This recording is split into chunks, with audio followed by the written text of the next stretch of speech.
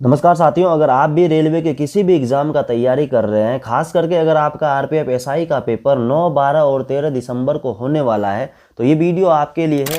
दोस्तों, इस वीडियो में हम लोग टॉप 10 सवाल करने वाले हैं और ये संभावित प्रश्न है। दोस्तों, आपको पता है 2 दिसंबर और 3 दिसंबर को पेपर हो चुका है। दोस्तों, आप खुद समझदार हैं, आपसे क्या कहना। इस 10 प्रश्न को रट लेना, फिर एग्जाम हॉल में मजा आ जाएगा। आइए फटाफट वीडियो को करते हैं स्टार्ट। आपके सामने स्क्रीन पर ये पहला सवाल दोस्तों पहला सवाल आपके सामने स्क्रीन पर है और ये देखिए एनटीपीसी में भी पूछा गया है और हूबहू सवाल आरपीएफ एसआई के पेपर में भी पूछा गया।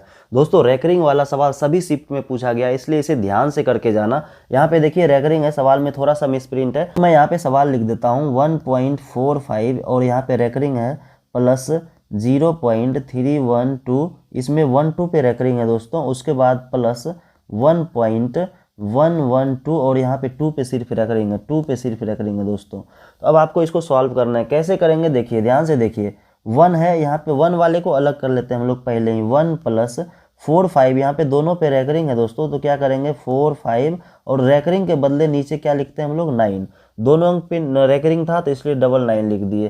प्लस यहाँ पे 0.312 और यहाँ पे 1-2 पे रैंकरिंग है, तो इसको हम लोग कैसे लिखेंगे 312 -3 करना है क्योंकि 3 पे रैंकरिंग नहीं था। उसके बाद नीचे क्या लिखना है, 2 अंक पर रैंकरिंग था तो 2 9 लिखना है और 1 पर नहीं था तो उसके बदले 1 0 लिखना है। उसके बाद प्लस यहाँ पे देखिए 1 आ गया फिर से, तो 1 को अलग कर लेंगे हम लोग और पॉइंट के बाद जो भी अंक बचा है उसको अलग से लिखेंगे। तो यहाँ पे लिखेंगे 112 और इसमें माइनस क्या करना है 11 क्योंकि इस पे रैंकरिंग नहीं है, तो 11 को माइनस कर देंगे। बटा क्या लिखेंगे दोस्तों, 1 अंक पर देखिए रैंकरिंग था तो उसके बदले 1 9, 2 पर नहीं था यहाँ पे तो उसके बदले में 00 हम लोग लिख देंगे। अब इसको आपको सॉल्व करना है। ये 1 और ये 1 इसको अलग कर लीजिए, 1 + 1 2। अगर आप समझदार हैं तो वैसे भी आप इस आंसर को टिक कर सकते हैं यहाँ पे, लेकिन आप सॉल्व करना चाहते हैं तो कर लीजिए। यहाँ से बच जाएगा ये टर्म और ये टर्म और ये टर्म, तीनों का आप एलसीएम ले लीजिए। तीनों का एलसीएम लीजिएगा 99 और 990 और 900 का, तो कितना आ जाएगा 9900 आपका एलसीएम आ जाएगा। 99 से भाग देंगे 100, 45 और 100 करेंगे तो यहाँ से आ जाएगा 4500 आपका। प्लस 990 से भाग देंगे तो 10 बार में और ये 312 - 3 करेंगे तो 309। 309 और 10 गुना 10 करेंगे तो यहाँ पे 1 0 आ जाएगा, ये 30 और 90 आ जाएगा। उसके बाद यहाँ पे प्लस है तो प्लस 900 से भाग देंगे, कितना आ जाएगा दोस्तों 900 से भाग देने के बाद ये आ जाएगा 11 से जब आप मल्टीप्लाई करेंगे तो यहाँ पे कितना आएगा माइनस करने के बाद 101 ना, 101 और गुना 11 करेंगे तो आप 11 और 11 आएगा। आप इस तीनों को जोड़ लीजिए और यहाँ से जब भाग दीजिएगा तो आपको पता चलेगा 791 अपॉन का 900 आ रहा है कटाने के बाद, इसलिए राइट आंसर इसका हो जाएगा ऑप्शन नंबर डी दोस्तों। चलिए आइए चलते हैं नेक्स्ट सवाल पे, आप इसको खुद सॉल्व कर लेना दोस्तों। यहाँ पे आप जब जोड़ोगे 4500 और या फिर 30 90 और 11 11 तीनों को जोड़ने के बाद आपका आ जाएगा 8701 और इसको 9900 से भाग दीजिएगा। जब इसको कटाइएगा आप तो 791/900 आपका राइट आंसर आ जाएगा। आइए नेक्स्ट सवाल पर चलते हैं, अगला सवाल देखते हैं क्या कहते हैं। धारा के प्रतिकूल 24 किलोमीटर और धारा के अनुकूल 36 किलोमीटर की दूरी तय करता है और प्रत्येक दशा में 6 घंटा लेता है, तो आपको धारा की गति बताना है। दोस्तों, इसमें क्या होता है कि एक तो धारा की गति में चलता है उसको हम लोग कहते हैं धारा के अनुकूल, और धारा के अगर विपरीत दिशा में जा रहा है तो उसको हम लोग बोलते हैं प्रतिकूल। यहाँ पे देखिए क्या कह रहा है कि धारा के प्रतिकूल 24 किलोमीटर, ये 24 किलोमीटर चल रहा है और अनुकूल जो है वो 36 किलोमीटर चल रहा है और दोनों दशा में 6 घंटा टाइम लेता है। तो अब यहाँ से आप स्पीड निकाल सकते हैं, चाल निकाल सकते हैं, क्योंकि आपको दूरी पता है 6 घंटा टाइम ले रहा है तो 6 से भाग दे दीजिए दोनों में, तो यहाँ से आ जाएगा 6 किलोमीटर पर घंटा और यहाँ से आ जाएगा आपका 4 किलोमीटर पर घंटा। ये क्या हो गया देखिए दोस्तों, ये प्रतिकूल वाला हो गया, ये अनुकूल वाला हो गया। अब आपको पता है धारा की गति क्या होती है। धारा की गति मतलब जो अनुकूल होता है वो चाल माइनस धारा के प्रतिकूल दिशा में चाल, कितना है 4 है आपका। धारा के प्रतिकूल दिशा में 4 और बटे का 2, तो यहाँ से आ जाएगा दोस्तों 2/2। कटाइएगा आप, आपका राइट आंसर आ जाएगा 1 किलोमीटर प्रति घंटा, यानी ऑप्शन नंबर ए आपका राइट आंसर हो जाएगा। यहाँ पे आपको फॉर्मूला ध्यान में रखना है। फॉर्मूला क्या है दोस्तों, कि धारा के अनुकूल दिशा में जो चाल होगा वो माइनस, यहाँ पे मैं लिख देता हूँ धारा के अनुकूल दिशा में चाल माइनस धारा के प्रतिकूल दिशा में चाल बटे 2, ये आपका फॉर्मूला हो जाएगा दोस्तों।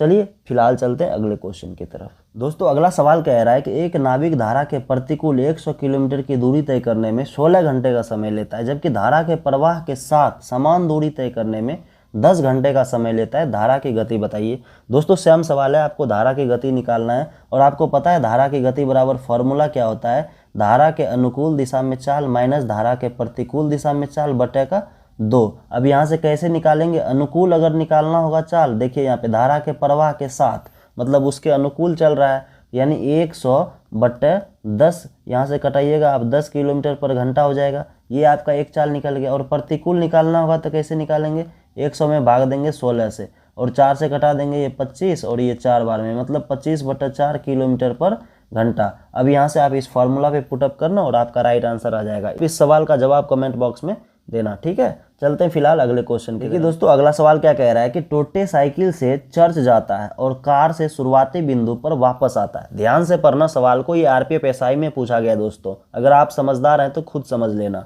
टोटे साइकिल से चर्च जाता है और कार से शुरुआती बिंदु पर वापस आता है, मतलब इधर से गया साइकिल से और वापस जो आया दोस्तों वो आया कार से, ठीक है, वो कार से आया। इस यात्रा में 5 घंटे का समय लगता है। इधर से गया और इधर से आया, तो इस टोटल में कितना लेता है, वो 5 घंटा का समय लेता है। दोनों तरफ कार का इस्तेमाल करने से वह 3 घंटे बचा लेता। अब कहता है अगर इधर से भी कार से जाता और इधर से भी कार से जाता तो वो 3 घंटा बचा लेता। 3 घंटा बचाने का मतलब उसे कितना टाइम लगता, अब खुद बताओ, 2 घंटा लगता। अब इस 2 घंटा का मतलब बताओ, 1 घंटा इधर से जाने में और 1 घंटा इधर से आने में, मतलब कार से इधर से अगर जाता तो 1 घंटा लगता, आने में भी 1 घंटा। अब यहाँ भी तो आने में 1 ही घंटा लगा होगा ना, आप खुद समझदार है ना। अब यहाँ से यहाँ तक आने में कितना लगा होगा, 1 घंटा। और अब बताइए खुद साइकिल से जाने में कितना टाइम लगा होगा, क्योंकि दोनों आने जाने में 5 घंटा लगा है और कार से तो 1 ही घंटा ले रहा है, तो इधर से कितना हो जाएगा, ये 4 घंटा, ठीक है, 4 घंटा। अब आपसे पूछा कि अगर वह दोनों तरफ साइकिल पर जाता तो उसे कितना समय लगता। अब इधर से भी साइकिल से जाता और वापस भी साइकिल से होता तो कितना टाइम लग जाता। अब बताइए इधर से जाने में 4 घंटा लगा तो आने में भी तो 4 घंटा लगता है ना, तो टोटल कितना हो जाता, 4 8 घंटा, यानी ऑप्शन नंबर बी आपका राइट आंसर हो जाएगा। थोड़ा सा समझदारी से काम लेना यहाँ पर दोस्तों, आरपीएफ एसआई में 100% ये क्वेश्चन छपने वाला है। चलिए चलते हैं फिलहाल अगले क्वेश्चन की तरफ। तो अगला सवाल कह रहा है कि विजय एक दूरी को पैदल तय करने और दौड़कर वापस शुरुआती स्थान पर आने में कुल 9 घंटा 50 मिनट का समय लेता है। वह दोनों ओर का रास्ता पैदल 12 घंटे 20 मिनट में तय कर सकता है, तो दोनों ओर का रास्ता दौड़कर तय करने में उसे कुल कितना समय लगेगा। दोस्तों सेम सवाल है, इसका जवाब आप खुद कमेंट बॉक्स में देकर जाना, ठीक है जी। चलिए चलते हैं फिलहाल अगले क्वेश्चन। अगला सवाल आपके सामने, देखिए क्या कह रहा है कि पी और क्यू अलग अलग 8 और 16 दिनों में काम कर सकते हैं। उन्होंने कार्य पूरा होने तक साथ साथ काम किया। पी और क्यू द्वारा किए गए कार्य का अनुपात बताइए। बिल्कुल यही सवाल है, लेकिन अगर आप इसका लैंग्वेज समझ जाएंगे तब। देखिए क्या कह रहा है कि पी और क्यू 2 व्यक्ति है और ये काम जो कर रहा है दोस्तों, एक को 8 दिन लग रहा है और दूसरे को 16 दिन लग रहा है। उन्होंने कार्य पूरा होने तक बिल्कुल साथ साथ काम किया है। अब उससे पूछा गया आपसे कि पी और क्यू द्वारा किए गए कार्य का अनुपात बताइए। अब आप खुद बताइए कि कार्य का जो अनुपात होता है वो समय के अनुपात का विपरीत होता है। समय उसने 8 घंटा लिया और इसने 16 घंटा, तो इसका रेशियो कितना आ जाएगा, 1:2। ये हो गया टाइम का रेशियो। अब आपसे पूछा है कि कार्य का अनुपात बताइए, तो टाइम के जस्ट विपरीत होता है वर्क का, तो वर्क क्या हो जाएगा, यहाँ पे 1 यहाँ पे 2, 2:1, यानी कि ऑप्शन नंबर सी आपका राइट आंसर होने वाला दोस्तों। Option number C is the correct answer. चलिए अगले सवाल की तरफ चलते हैं। अगला सवाल देखिए दोस्तों, कह रहा है कि ए और बी क्रमशः 30,000 रुपये और 24,000 रुपये की राशियां 1 वर्ष के लिए निवेशित करते हैं। यदि उन्हें 13,500 रुपये का लाभ होता है तो लाभ में बी का हिस्सा ज्ञात करें। दोस्तों ये शेयर का सवाल है और आपको पता है कि इसमें जो प्रॉफिट है वो डिपेंड करता है कि कितना उन्होंने इन्वेस्ट किया है और कितने समय के लिए इन्वेस्ट किया है, यानी इन्वेस्टमेंट और टाइम पे डिपेंड करता है उसका प्रॉफिट। अब यहाँ ध्यान से देखिए, इन्वेस्टमेंट और टाइम तो दोनों के लिए यहाँ पे समान है 1 वर्ष का, इसलिए टाइम को छोड़ दीजिए। अब डिपेंड किस पे करेगा, उसके इन्वेस्टमेंट पे। अब आइए ध्यान से देखिए, यहाँ पे इन्वेस्टमेंट कितना कितना है, ए है, दूसरा बी है। ए का इन्वेस्टमेंट है कितना, 30,000 रुपया, और बी का कितना है, 24,000 रुपया। अब यहाँ से काट दीजिए, 3 0 3 0 खत्म, 6 से काटिए 5 बार में और ये 4 बार में, तो इसका अनुपात कितना आ गया, 5:4। 5:4। ये किसका अनुपात आया, ये आपका इन्वेस्टमेंट का आया, और यही प्रॉफिट का भी हो जाएगा अनुपात, क्योंकि यहाँ पे देखिए टाइम तो दोनों के लिए समान था, सिर्फ इन्वेस्टमेंट पे डिपेंड कर रहा है प्रॉफिट, इसलिए 5 यूनिट इसका हो गया प्रॉफिट और 4 यूनिट इसका हो गया। लेकिन यही वैल्यू रुपया में दिया हुआ है आपके पास 13,500 रुपया। तो अब आप खुद बताइए कि ये 13,500 रुपया किसका वैल्यू होने वाला है, दोनों का ना, तो 5 4 9 का। और आपको ज्ञात क्या करना है, लाभ, बी का लाभ ज्ञात करना है। बी का कितना यूनिट है, 4 यूनिट। तो 9 से भाग देके इसमें 4 से मल्टीप्लाई करेंगे, क्योंकि 9 से जब भाग देंगे तो 1 यूनिट का वैल्यू पता चलेगा और हमें पता करना है 4 यूनिट का। तो आप 9 से कटा दीजिए 15 बार में, 15 और डबल 0 1500 हो जाएगा। 1500 गुना 4 करेंगे तो आप कितना आ जाएगा, 60, यानी 6,000 रुपया आपका राइट आंसर होने वाला है। Option number A for Apple is the correct answer. आइए चलते हैं अगले सवाल की तरफ। अगला सवाल देखिए क्या कह रहा है कि राम और राज की आयु 4:5 के अनुपात में यदि उनकी आयु का योग 126 है तो उनकी आयु के बीच का अंतर ज्ञात करें। दोस्तों बहुत ही इजी सवाल है ये। देखिए आरपीएफ कांस्टेबल में पूछा गया 2019 में। अब यहाँ पे सवाल देखिए क्या कह रहा है कि राम और राज की आयु का जो अनुपात है वो 4:5 है। यहाँ पे दोस्तों राम है और दूसरा है आपका राज, और ये कितना अनुपात में, 4:5 में। अब क्या कह रहा है कि दोनों का योग जो है 126 है। आप देखिए दोनों को जोड़ दीजिए ना, दोनों को जोड़ने के बाद कितना यूनिट हो जाएगा, 5 4 9, और इसी का तो वैल्यू दिया हुआ है 126।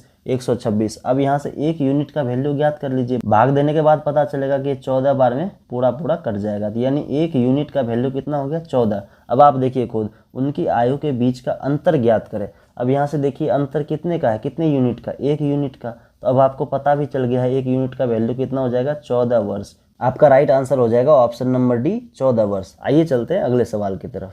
दोस्तों अगला सवाल देखिए क्या कह रहा है कि एक बॉक्स में अनुपात 6:7:8 में 3 अलग अलग प्रकार के पुराने सिक्के हैं।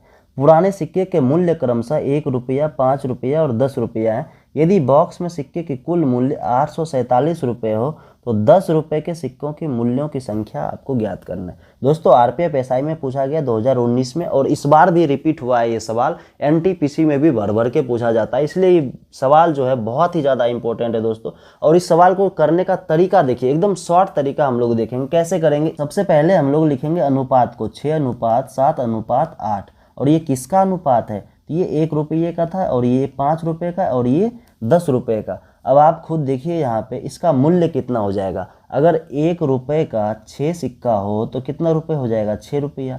5 का 7 हो तो ये कितना हो जाएगा, 35। 10 का 8 हो तो कितना हो जाएगा, 80। और अगर हम लोग टोटल करना चाहें तो कितना हो जाएगा, टोटल आप यहाँ पे करिए, 6 5 11 का 1 बाकी 1, 3 1 4 8 4 12, कितना हो गया दोस्तों, 121। लेकिन सवाल में 847 है, तो ये कितना गुना है, देख लीजिए यहाँ से 7 गुना आपको दिख रहा होगा, ये 7 गुना है इसका। यहाँ से पता हमको चल गया कि 1 यूनिट का वैल्यू कितना आ रहा है, 7। अब आपसे पूछा कि 10 के सिक्कों के मूल्यों की संख्या बताइए। 10 का जो सिक्का था कितना यूनिट था, 8 यूनिट। तो 8 को गुना कर दीजिए 7 से, क्योंकि आपको पता है 1 यूनिट का वैल्यू 7 है, तो 8 यूनिट का वैल्यू कितना हो जाएगा, 8 7 56, यानी कि ऑप्शन नंबर सी आपका राइट आंसर हो जाएगा। आई होप कि आपको ये चीज़ समझ में आ गया होगा। दोस्तों मैं इस सवाल को एक बार और रिपीट कर देता हूं, क्योंकि ये एसएससी सीजीएल में भी पूछा जाता है और रेलवे के सारे एग्जाम्स में इसका रिकॉर्ड है कि हर एक एग्जाम में ये सवाल आता ही आता है। दोस्तों इस सवाल में सबसे पहले इस रेशियो को आप उठाइए, 6 7 और 8, ये किसका रेशियो है, तो 1 का 5 का 10 का, 1 का 5 का और 10 का। अब आप यहाँ से मूल्य निकाल लीजिए, 6 गुना 1 करके 6 हो जाएगा, 7 गुना 5 करके 7 5 35, 10 8 80। अब आप तीनों को ऐड करिए, तीनों को ऐड करने के बाद पता चलेगा 80 30 110 5 15 6 121। लेकिन ये सवाल में कितना दिया हुआ है, 847, तो इसी 121 का वैल्यू ये 847 है। दोस्तों 121 यूनिट का वैल्यू 847 है, मतलब यहाँ से 7 गुना है। तो 1 यूनिट का वैल्यू हमें पता चल गया कि 1 यूनिट का वैल्यू 7 है। अब आपसे पूछा था कि 10 रुपये के सिक्कों के मूल्यों की संख्या बताइए, तो 10 रुपये का जो सिक्का है वो कितना यूनिट था, 8 यूनिट ना। तो 8 यूनिट गुना 7 कर दीजिए, क्योंकि 1 का वैल्यू 7, तो 8 का वैल्यू कितना हो जाएगा, 8 गुना 7। आपका राइट आंसर आ जाएगा 56, यानी ऑप्शन नंबर सी आपका करेक्ट आंसर हो जाएगा। दोस्तों आई होप कि आपको ये सारा चीज़ समझ में आ गया होगा। दोस्तों ये 10 का 10 सवाल जो है आप इसको रट लेना, क्योंकि आने वाले पेपर में बहुत ही ज़्यादा हेल्प मिलने वाला आपको। और वीडियो अगर पसंद आया हो तो लाइक करके जाना, चैनल को सब्सक्राइब करना मत भूलना। धन्यवाद।